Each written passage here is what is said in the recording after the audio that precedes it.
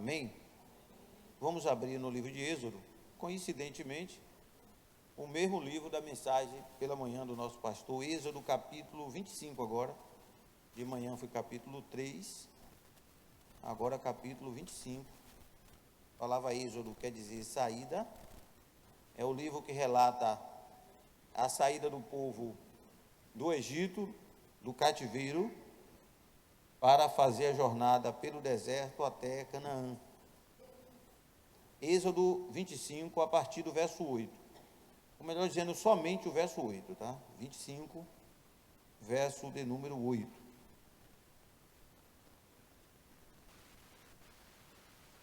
Louvado seja o nome do Senhor. Amado, não é proibido dar glória a Deus e aleluia não, viu? Amém? O Senhor diz no Salmo 81, eu sou o seu teu Deus que te tirei da terra do Egito.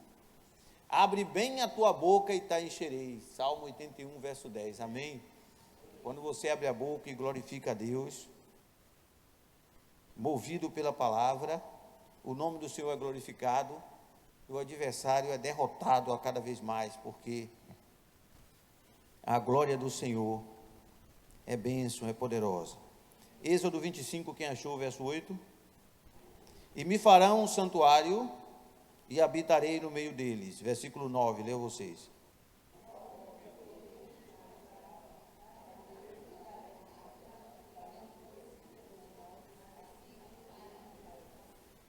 Amém. Conforme tudo que eu te mostrar, para modelo do tabernáculo e para modelo de todos os vasos, assim fareis, assim mesmo fareis. Amém, amado? Eu quero falar nesta noite subalterno o tema, o santuário da nova aliança. Amém? Diga comigo, o santuário da nova aliança. Amém.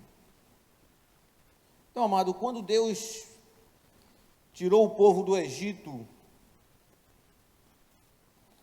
deu aquela grande vitória, tirando o povo e logo depois a perseguição de Faraó, que sucumbiu com seu exército no Mar Vermelho, e o povo seguiu agora já sem ser perseguido pelo deserto em direção a Canaã. Houve a parada mais importante, estratégia, que foi em Sinai, o Monte Sinai, onde Moisés orienta o povo a acampar ali, ao pé do monte. Moisés sobe para o encontro com Deus, que levou 40 dias e 40 noites. E lá Moisés recebe o estatuto primeiro, que foi o decálogo, os 10 mandamentos. E ali Deus estabelece leis para o povo, estabelece estatuto e estabelece os princípios divinos para adoração ao Senhor, no qual incluía a construção do tabernáculo. O tabernáculo era um templo móvel, porque como o povo estava numa peregrinação, guiado de dia por uma nuvem e à noite por uma coluna de fogo, de dia com a nuvem porque, embora havia muito sol, uma temperatura muito causticante no deserto, mas essa nuvem tão grande fazia sombra sobre aquele povo, que segundo o relato bíblico foram 600 mil homens, fora mulheres e crianças. Estudo teológico calcula cerca de 2 milhões e 400 mil pessoas, para vocês terem uma ideia, próximo ao que é hoje a população de Salvador, andando no deserto, mas uma nuvem tão grande, que era uma representação de Cristo, fazia sombra sobre todos eles. Por isso que Davi escreve depois no Salmo 91, bem depois, aquele que habita no esconderijo do Altíssimo, a sombra do Onipotente descansará. Essa sombra trazia descanso, porque o sol não molestava de dia, nem a lua de noite. O Senhor guardava o povo. O Salmo 125 diz, o Senhor nos guardará de todo mal, nossa entrada e saída desde agora e para sempre. Todos esses salmos cantados eram a representação desse momento. E de noite o deserto era oposto, fazia um frio muito grande, e aí não era mais uma nuvem, mas uma coluna de fogo, agora na vertical, que ficava à frente do povo e trazia calor, aquecimento para que eles não fossem molestados pelo frio, e trazia também proteção, porque todos os animais peçonhentos, e não eram poucos, alguns tipos de cobras muito venenosas daquela região e escorpiões, saíam à noite para mariscar, porque de dia era impossível, seriam consumidos pelo sol, e à noite, imagine. Mas aí não podia se aproximar do arraial, nem onde ele estava acampado, nem quando estava andando. Então, nesse tempo, não poderia ter um templo físico como é esse aqui, porque quando a nuvem começava a mover, eles entendiam que era o comando de Deus para desmontar todo o Mishkan, que era o tabernáculo, e pegar tudo, menino, criança, mulheres, todos os utensílios que eles trouxeram do Egito, não foi pouca coisa, e ali eles marchavam, seguindo a nuvem, debaixo da sombra, até que houvesse outra parada. E assim foi. E esse tabernáculo, ele tinha 3 compartimentos: átrio, ou pátio, lugar santo, o compartimento do meio, e o santo dos santos, ou lugar santíssimo. Interessante que há um versículo que nós conhecemos muito bem no Novo Testamento, que Jesus diz assim: eu sou o caminho, completem aí, a verdade e a vida. Ninguém vem ao Pai senão por mim.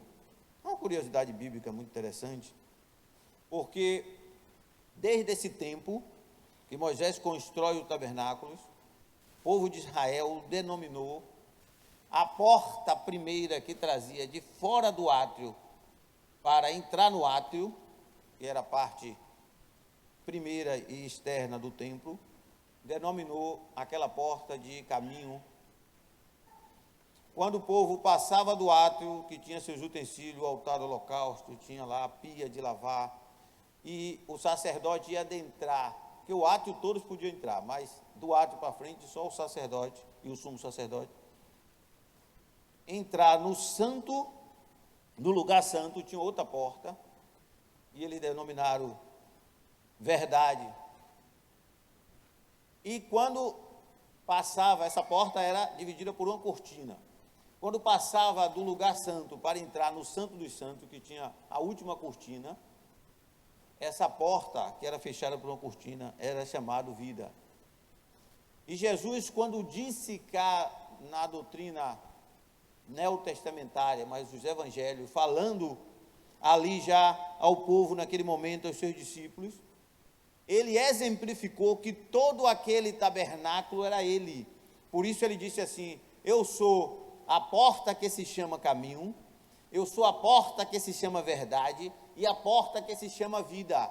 Ninguém chega lá ao santo dos santos, a arca da presença de Deus, se não for por mim. Aleluia. Por isso que em outra passagem ele diz assim: eu sou a porta, se alguém entrar por mim, salvar-se-á e achará pastagem. Louvado seja o nome do Senhor.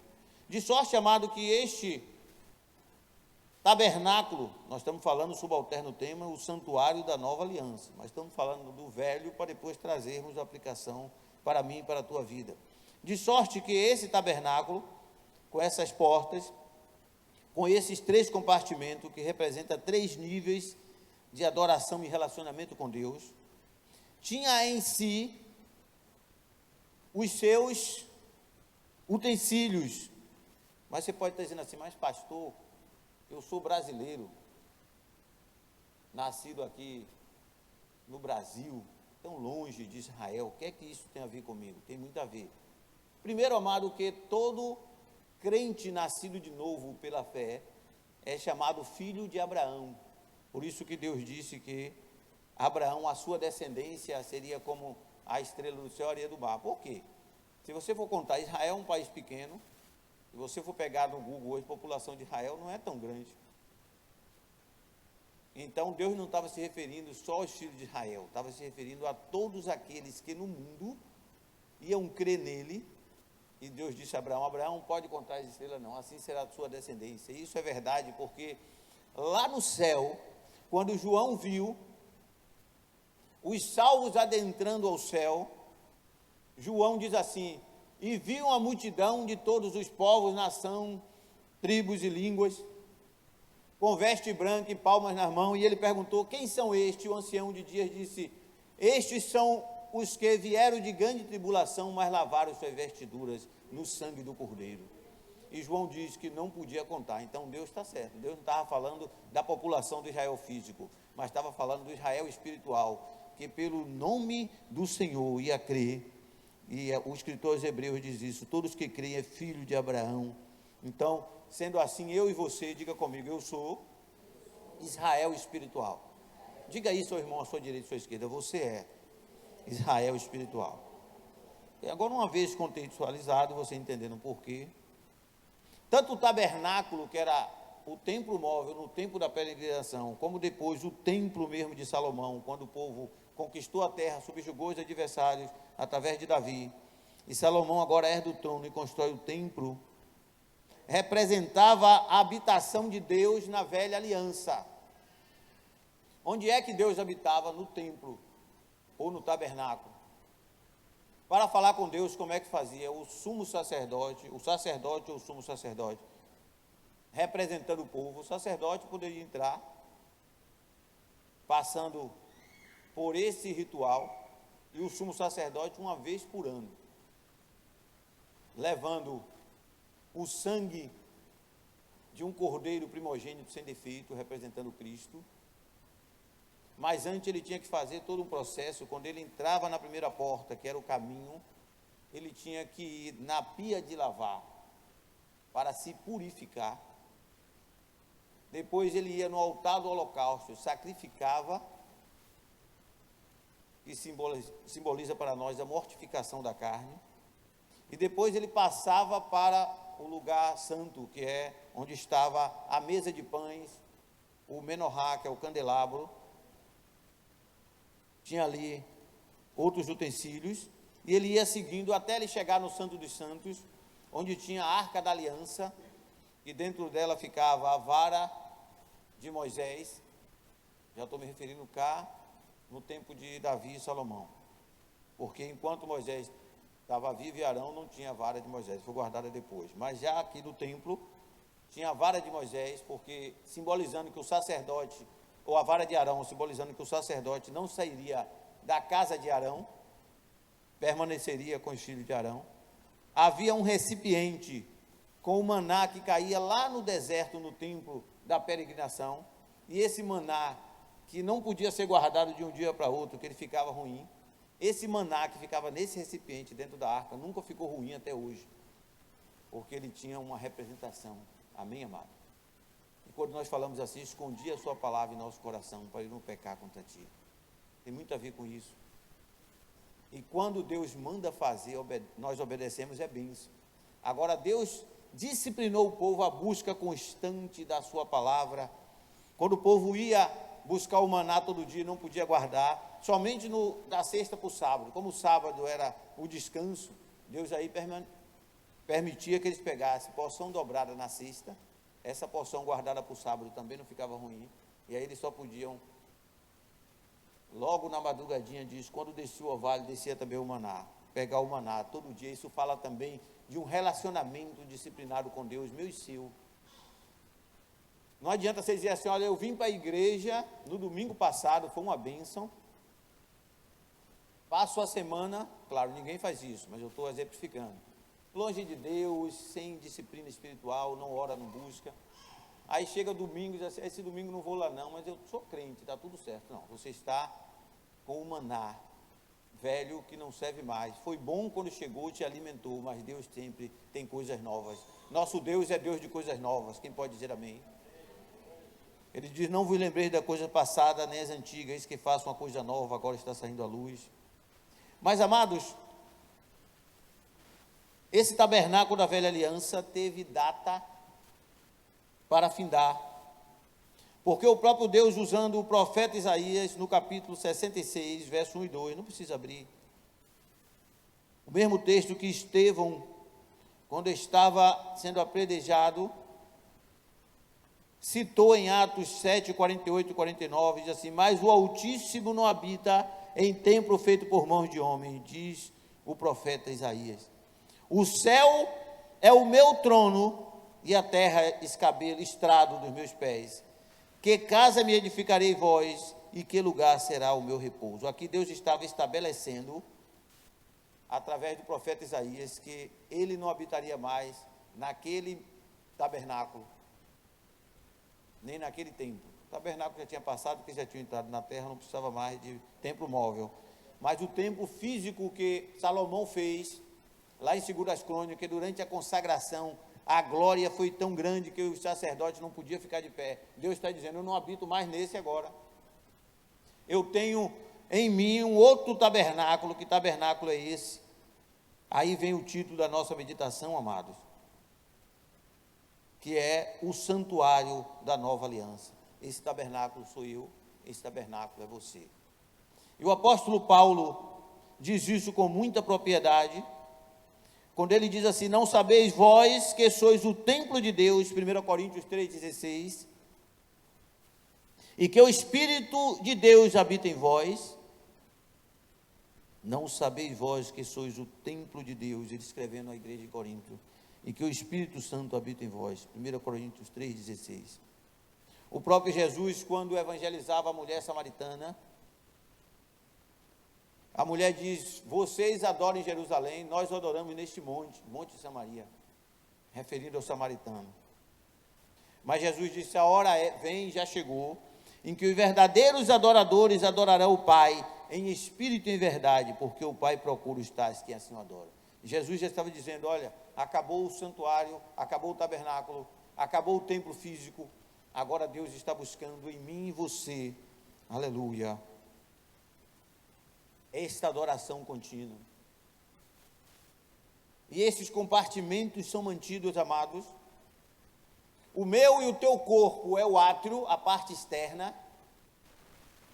A nossa alma é o lugar santo e o nosso espírito é o lugar santíssimo. Deus habita em nosso espírito. Há um texto que diz assim, o que se une ao Senhor é um espírito com Ele. Em outro texto, Paulo diz, 1 Coríntios 6,19, eu não sabeis vós que o vosso corpo é templo do Espírito Santo, que habita em vós, proveniente de Deus, e não sois mais de vós mesmo, porque foste comprado por bom preço, glorificai, pois, a Deus de vosso corpo e o vosso espírito, o qual pertence a Deus. E aí derruba aquela tese que muitos até dizem, olha, Deus quer o coração. Quando a palavra fala coração na Bíblia, está se referindo a espírito, tá, gente? Não é o órgão coração, que é um órgão bombeador de sangue, não é isso. Está falando, coração, está se referindo a espírito. Mas Deus não quer só o coração, porque Ele nos comprou por inteiro. Nós somos propriedade dEle. Por isso que tem um versículo que diz assim, que nós devemos manter irrepreensível nosso espírito, alma e corpo para o dia do Senhor. Louvado seja Deus. Então somos templo, em nós temos esses 3 compartimentos.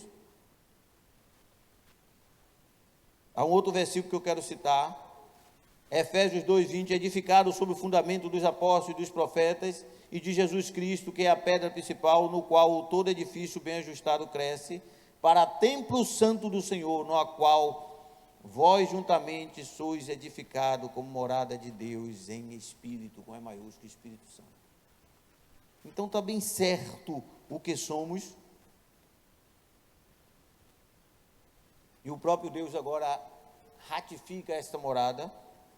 Jesus diz em João 14:23, e Jesus respondeu e disse, se alguém me ama, guardará a minha palavra, e o Pai o amará, e viremos para ele, e faremos nele morada. Nós somos morada do Senhor, o templo, Ele habita em nós. E aí, amado, é importante entendermos que todos aqueles elementos que havia no átrio do templo da antiga aliança, da velha aliança, são elementos espirituais que existem hoje em nossa vida. Por isso que quando nós renunciamos, mortificando o nosso corpo,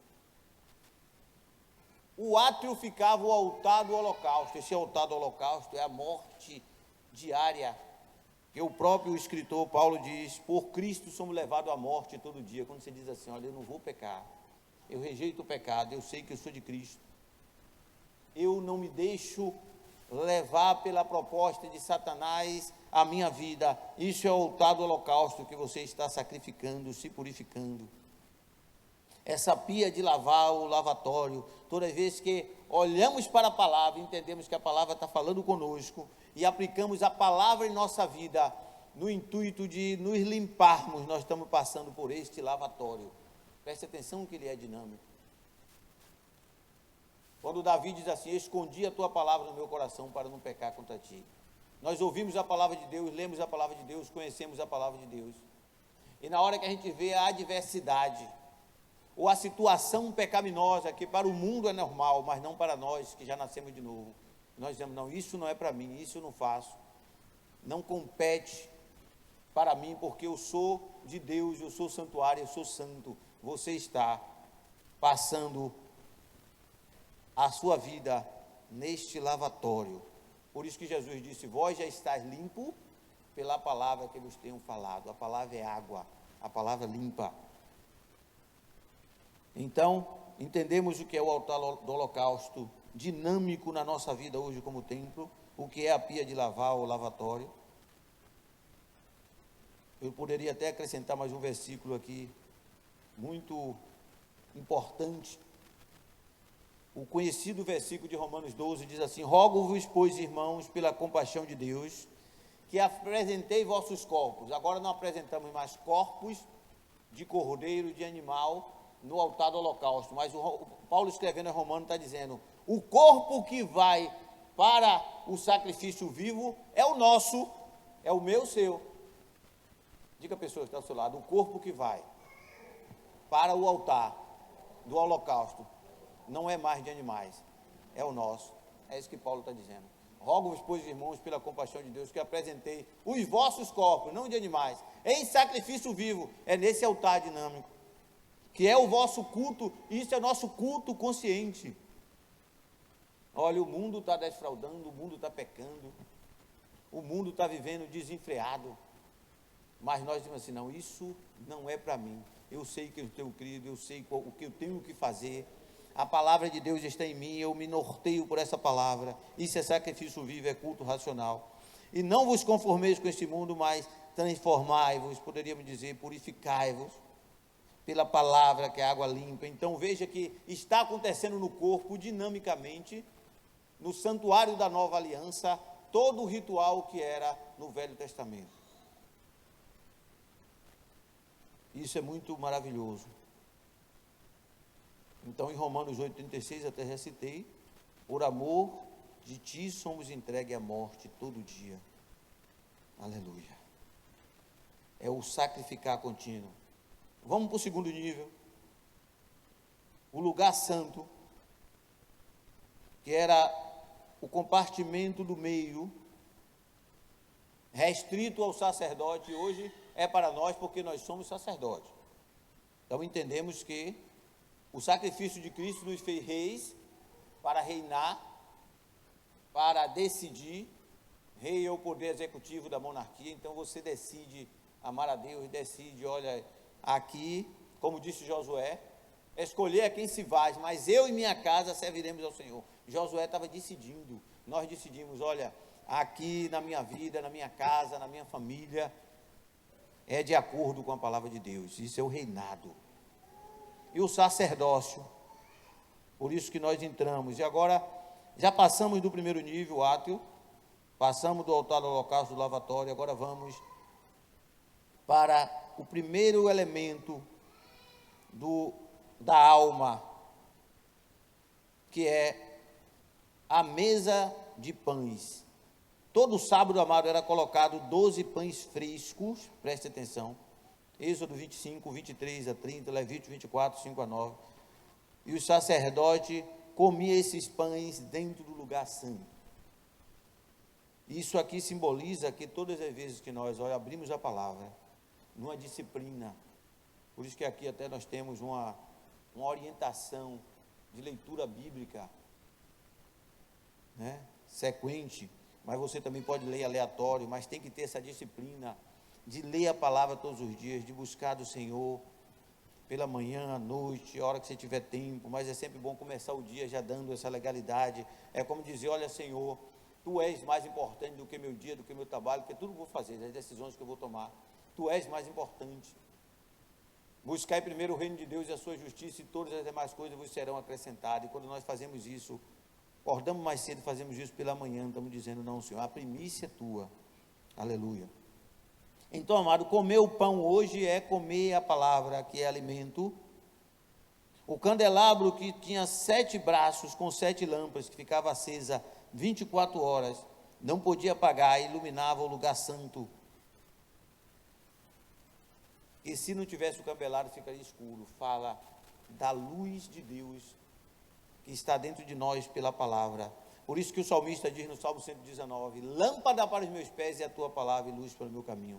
Quando nós meditamos, há uma iluminação, ao mesmo tempo que ela é pão, ela é luz, para trazer a nossa alma disciplina. Agora eu estou falando mais de corpo, mais de alma. E é muito importante, porque a alma, ela, quando ela está turbada, ela realiza no corpo aqui os seus sentimentos. E se esse sentimento não for domado pela palavra, ela materializa no corpo o pecado. Por isso é muito importante, amados, termos uma direção sobre a alma. E o terceiro elemento, além da mesa de pães do candelabro, que estava no lugar santo, e que está na nossa vida como tabernáculo da nova aliança, é o altar do incenso, que ficava na frente do véu, onde eram queimados incenso e perfume produzido a mando de Deus, 24 horas, Êxodo 38, que simboliza a oração. E a oração é 24 horas, porque a Bíblia diz: orai sem cessar. Claro que essa oração não é naquela formalidade, nem sempre você pode dobrar o joelho quando você está no trabalho, nem sempre você pode dobrar o joelho quando você está na sua atividade. Então nós temos horas de oração mais intensa, de mais comunhão, mas mesmo fazendo as coisas, dirigindo, você está em comunhão e está ligado a Deus, orando sem cessar. Esse é o altar do incenso, que para estar de contínuo 24 horas, havia 24 turmas sacerdotais, e cada um ministrava 1 hora. Hoje nós temos que 24 horas como sacerdote estar em comunhão com Deus, nessa visão aqui.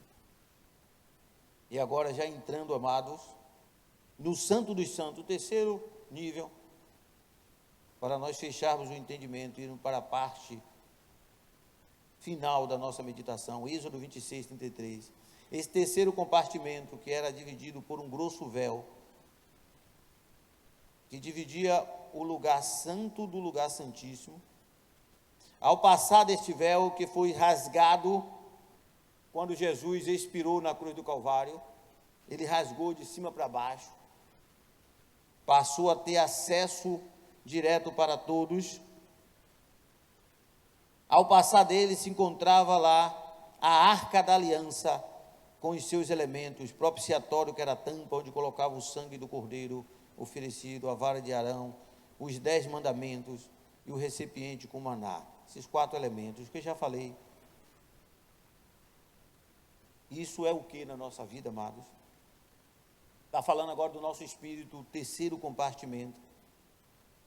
O sangue de Cristo, ele está sobre nós. Nosso espírito, depois da salvação, está pronto. E quando a Bíblia fala carne, deixa eu falar aos irmãos, muito importante. Tem um versículo que diz assim: o espírito está pronto, mas a carne é fraca. Não está falando da carne, seu corpo. Da mesma maneira que quando a gente fala coração, está falando espírito, quando fala carne, está falando de alma.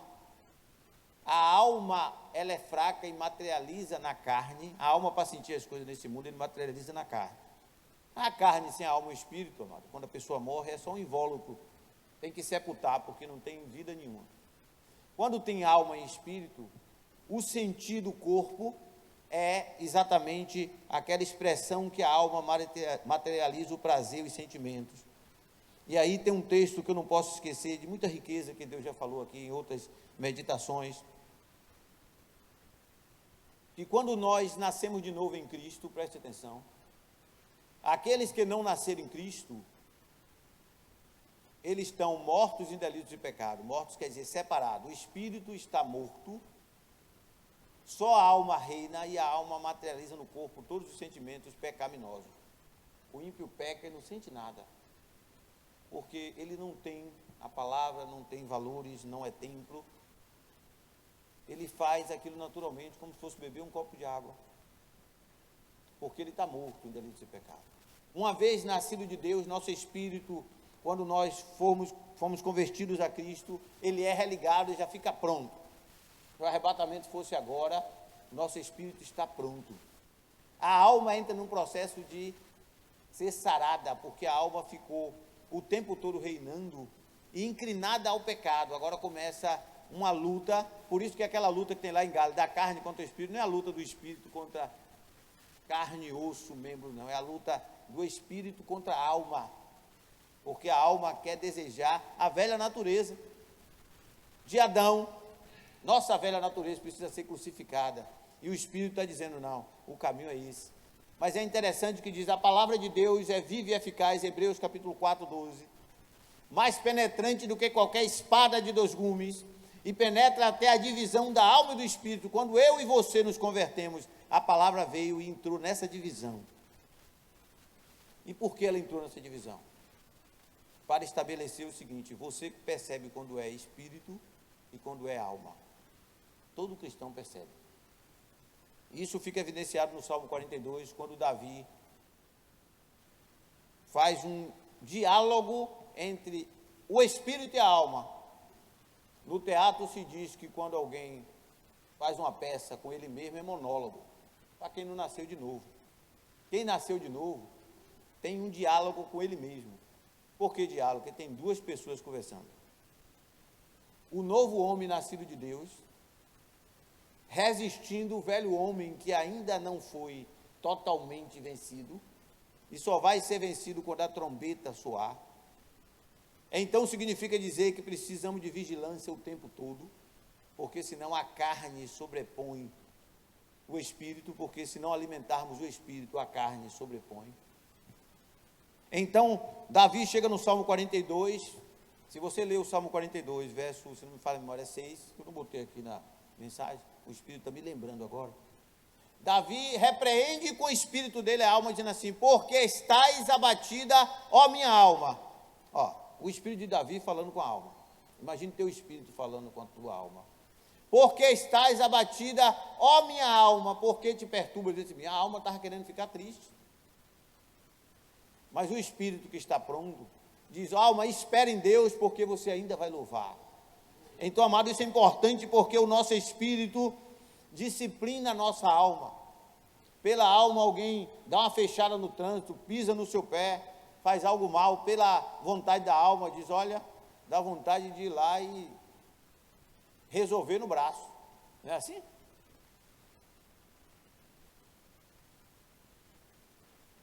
Mas o Espírito diz, não é assim. Nós somos de Deus, nós entregamos ao Senhor. A vingança pertence ao Senhor. Quantas pessoas têm sofrido, perdido a vida, porque às vezes no trânsito vai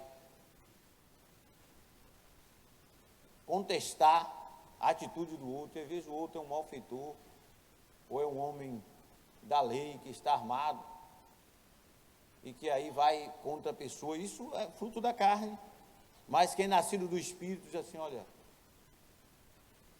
tem um versículo que diz assim, que a palavra branda desvia o furor, mas a palavra dura suscita a ira.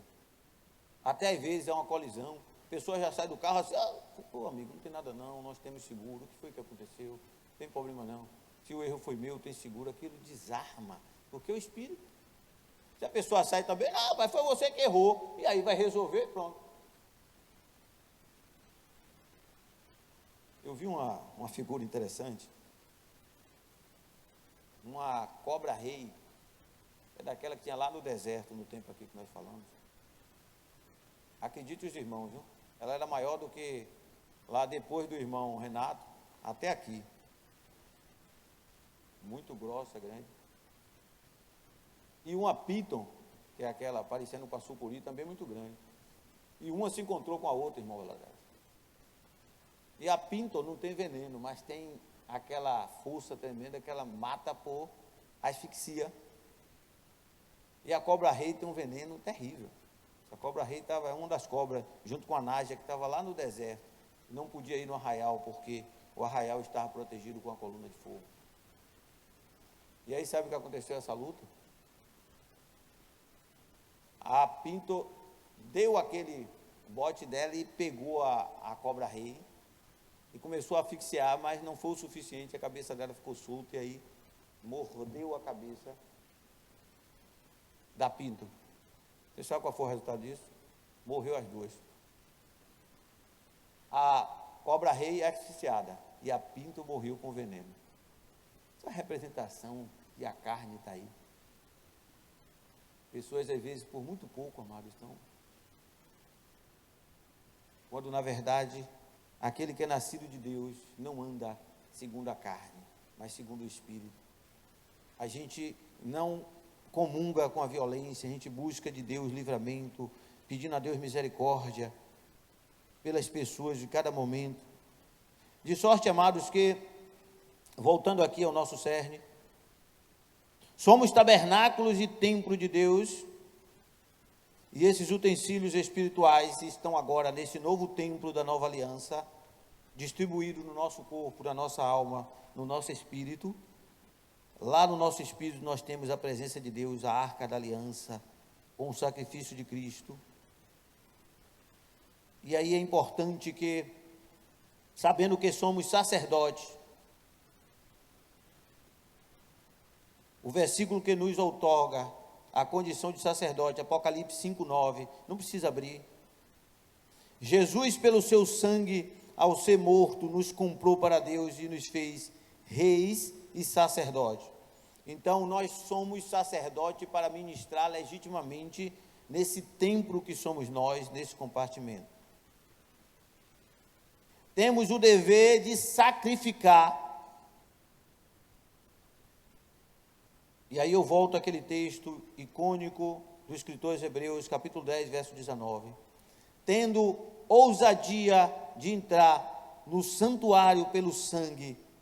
Muita gente lê esse versículo e pensa assim, entrar no santuário, eu estou indo para a igreja, tenho que entrar ali pela porta, lá embaixo, onde tem o nosso irmão porteiro tomando conta, depois eu subo a escada, entro aqui. Aqui não é o santuário, não. Aqui é um recinto de reunião. O santuário é você. O santuário sou eu. Aqui é um local de culto, de adoração, mas não é o santuário. O santuário somos nós. Amém, amados? E aí, sendo sacerdote, sabendo que temos que sacrificar, o texto diz, cheguemos com verdadeiro coração e inteira certeza de fé, tendo os corações purificados da má consciência e o corpo lavado com água limpa. Olha aí que coisa.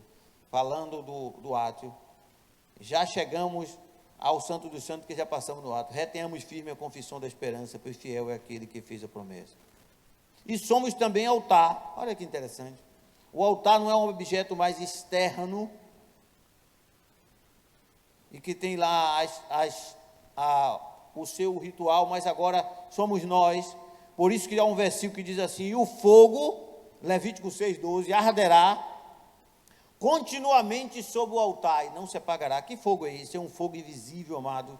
É o fogo do temor do Senhor, que está na minha, na tua vida. Por isso que a Bíblia diz que temos que ter temor, porque o nosso Deus é fogo consumidor. É aquele temor que diz assim, olha, isso eu não vou fazer, porque eu sei em quem tenho crido. E é muito importante quando vivemos essas coisas, porque quando chega no momento, amado, da adversidade, hoje muita gente pensa que unção é grito, que unção é movimento, mas unção espiritualmente está ligado a essa santidade que estamos pregando aqui. Porque quando Satanás vê uma vida que entra nesse modelo aqui de templo, desde a analogia da comparação do templo físico com o templo espiritual, antes até mesmo de você estar dando a ordem para ele sair e deixar um endemoniado, ele já está tremendo. Eu nunca me esqueço de um testemunho da nossa irmã Anita, que dirige ali uma igreja na Vila Matos, em que ela conta isso com muita propriedade. Eu já vivi vários momentos assim, em que tinha um endemoniado terrível, ninguém estava conseguindo expulsar. E aí alguém chamou e disse, irmã Anita, a senhora vai ali, que tem uma casa ali, que tem uma pessoa endemoniada, tal. Ela estava dona de casa, cozinhando, parou ali o que estava fazendo, desligou o fogão, Ela é bem calma, tranquila. Foi devagarzinho, se dirigindo ao lugar. E quando ela estava subindo a escada, era assim no primeiro andar. E quando ela não tinha terminado de subir para entrar, o demônio disse lá: tudo bem, eu já estou saindo, viu? Não precisa não. Não precisa vir não. Mas ela foi e completou a obra. Mas por que isso, amados? Porque a unção, quando a pessoa anda com a vida no altar, o conjunto disso é a unção. Há um fogo contínuo que Satanás não resiste. Quando você vê Satanás resistindo, muitas vezes, é porque a pessoa não está com a vida no altar. Isso é muito sério. Eu nunca me esqueço de um episódio que aconteceu aqui na Bahia, há muitos anos atrás, num congresso, em uma grande igreja, que eu não vou citar o nome por questão ética. A igreja tinha comprado uma rádio, e a rádio custou X, foi feita uma campanha na igreja, arrecadou Y, e o pastor comprou a rádio, e pegou a diferença, Tiago, recolheu para si. Onde quer que parece isso, mano? Ananias e Safira, não é, irmão Rosado? Imagine Ananias e Safira tentando expulsar demônio. Não vai funcionar. Porque ele perdeu a unção por causa do que estava oculto e deu lugar à carne. E aconteceu igual os filhos de Cefas. Os filhos de Cefas vinha Paulo com toda unção, repreendendo, e disse: pai, esse negócio é muito bom. Os 7 filhos de Cefas, eles também vão fazer também. Aí vem o endemoniado lá e disse: esconjuro-te em nome do Jesus que Paulo prega. Sem unção nenhuma, não sacrifica, não purifica no lavatório, não vai para o santo dos santos, não tem conhecimento da palavra, não vive com Deus. Aí o demônio disse assim: Jesus eu sei quem é, Paulo também, e você, quem é você? Sabe o que diz o texto? Que foi o endemoniado em cima deles, eles saíram escarreirados, nu e ferido. Olha, irmão, porque a identidade espiritual não está no grito, não está no seu cargo da igreja, está no cumprimento diariamente dessa obediência, de trazer para si como sacerdote, nos 3 compartimentos da tua vida, esta pureza, essa disciplina, essa busca e essa aplicação da purificação. Aí fica muito fácil expulsar demônio. Por isso que o demônio disse: não precisa não, está resistindo. Mas quando chegou alguém, está com a vida no altar. Mas voltando ao exemplo, o pastor, líder de igreja, caiu na fraqueza de Ananias e Safira. Lançou a campanha, a igreja investiu, ele comprou a rádio. Deu uma sobra, ele não vigiou. Redirecionou. Dizer: sobrou aqui, irmão, vamos fazer o quê? Vamos botar na igreja, na obra, mandar para missões, o dinheiro não é meu. Não. Tirou. Está tendo um culto muito grande na igreja, uma campanha. E lá, um satanista, que a mulher era crente. E esse satanista, a mulher disse a ele assim: fulano, vai para a igreja aí, porque chegou um pregador de fora aí, que é cheio da graça de Deus. Deus faz maravilha por ele. E o satanista era meio assim, vaidoso, e disse à mulher: esse homem é muito forte assim, né? Disse ela: talvez eu vá lá. E ele foi. Sentou, lá no meio do povo. Esse homem, eu estou falando aqui, amado, não é conto de carochinha, eu conversei com ele, como estou conversando aqui com você, olhando para ele. Ele disse assim, quer dizer, lembrando que ele já estava, nesse tempo já, decidido ao Senhor, mas ele contando testemunho para mim. E ele fazia assim: eu já contei isso aqui. Quero beber água, ele se levantava não. Pedia ao Espírito, o copo vinha flutuando assim. Né? Aqui, não está minha mão não, tá, o copo vinha. Ele bebia. O copo voltava flutuando. Era o espírito maligno levando para ele. Sentiu aí? Hoje ele é diácono da Assembleia de Deus. Quem pode dizer aleluia? Porque o Filho do Homem veio buscar e salvar o que se havia perdido. Deus libertou, tirou esse demônio terrível, mas a intimidade dele nesse nível aí. Aí ele disse: sentou lá, no tempo que ele não era ainda liberto. Aí ficou, a mulher dele deixou, ele disse, esse homem é poderoso, eu quero ver, quem é mais poderoso do que eu? O guia meu faz coisa. Aí ele disse o seguinte, vou ficar lá para ver o poderoso. Aí estava esse pastor falando primeiro, não tinha passado a palavra para o preletor que veio de fora. Aí ele conversando dentro da igreja, olha bem o nível da coisa. Ele conversando, ele com o espírito maligno que seguia ele, disse assim, ele é mais poderoso que eu, com o pastor que tinha errado. Aí o espírito disse, não. Aí disse assim, você pode ir lá derrubar ele, e o espírito disse, posso. Aí o pastor está lá no altar, daqui a pouco o pastor cai, porque o espírito que estava com esse satanista foi lá, deu uma rasteira no pastor. O pastor simplesmente caiu. Uma irmã usada por Deus se levantou e disse, igreja, vamos orar que é o diabo. Ela viu em visão que era o diabo. Deu uma rasteira no pastor. Aí o cara ficou todo gaboso, assim, minha mulher disse, mas não é aquele não, é o outro que vem lá. Aí arrumou a coisa, o pastor caiu, levanta o pastor. Tinha saído daqui, amado, do ritual. Perdeu a autoridade. Aí passa a palavra ao convidado. O convidado pega, o outro disse assim, e agora eu posso? Você pode derrubar isso, aquilo eu não posso não. Mas por que você não pode? Aí começou a discussão. Não, mas aquele eu não posso. Você tem que saber que tem. O Espírito dizendo a ele, tem limite para mim. Por que você não pode? Porque ele é mais poderoso. Aí a minha mulher disse que era para eu vir. E saiu da igreja discutindo. Discutiu tanto que ele chegou ali perto do Iguatemi, na época, não era o que é hoje, não tinha aquele viaduto. E teve um problema lá, que ele caiu na lama. E dali começou a conversão dele, que ele disse, olha, se tem alguém que pode ser mais poderoso do que eu, então eu não quero mais andar com você, eu quero me converter. Ele foi parar na igreja do Caminho das Árvores, num círculo de oração, levado, e Deus usou 2 meninas dentro do ônibus, que convidou ele, e ele foi parar e foi liberto, uma libertação tremenda. Eu não vou protelar, mas só queria mostrar ao irmão que não é a posição que você é. Se você é porteiro da igreja, se você é pastor, se você é apóstolo, se você é bispo, mas se você está zelando pela sã doutrina na tua vida, é isso que traz a autoridade, amado. Satanás reconhece a autoridade não é tamanho. Um pastor amigo meu fazia um grande exemplo, que ele dizia assim,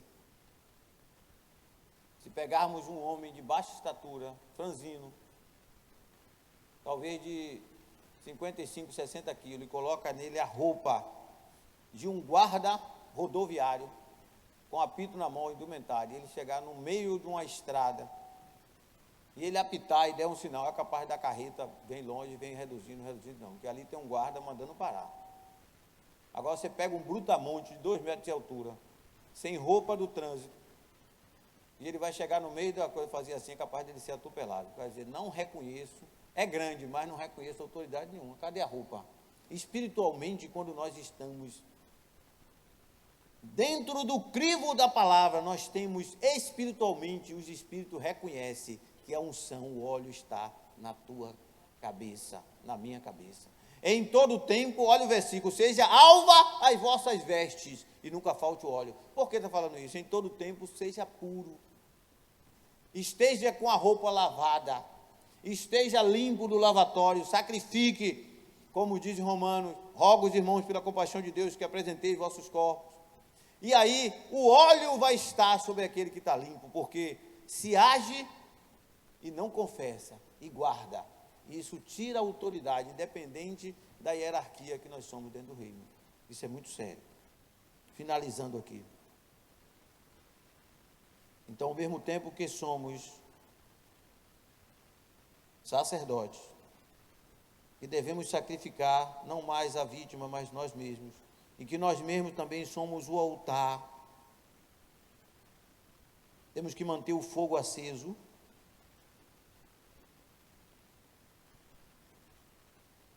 somos levados à morte todo dia no Senhor. Isso é o que Deus estabeleceu para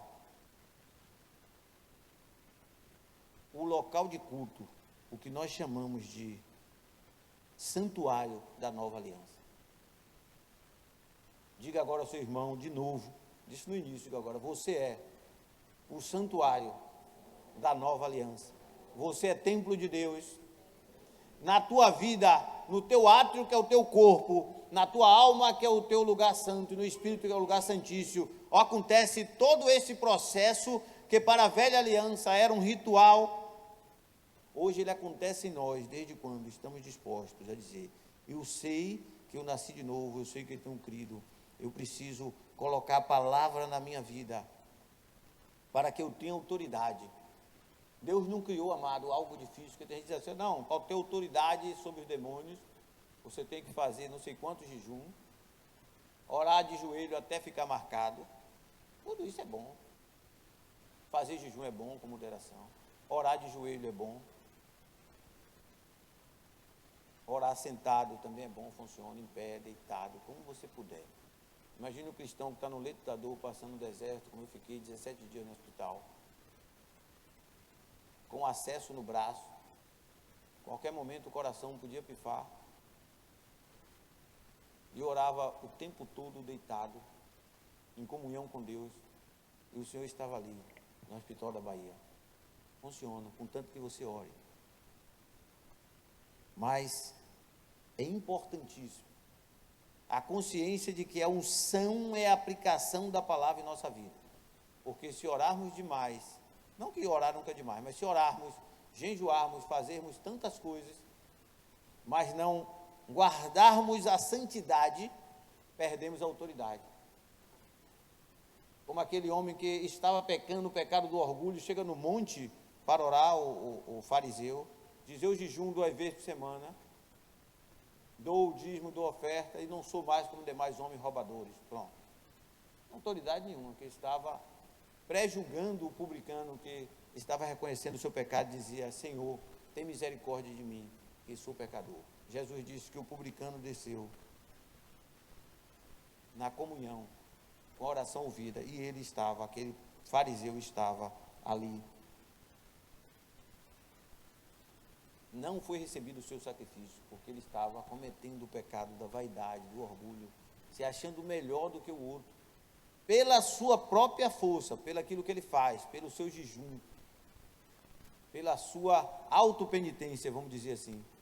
Porque o sacrifício já foi feito por Jesus na cruz do Calvário. Nós temos que entender que somos pequenos, dependentes, e trazer esta palavra à nossa vida, para que possamos obter de Deus a vitória. Vamos ficar de pé, em nome de Jesus.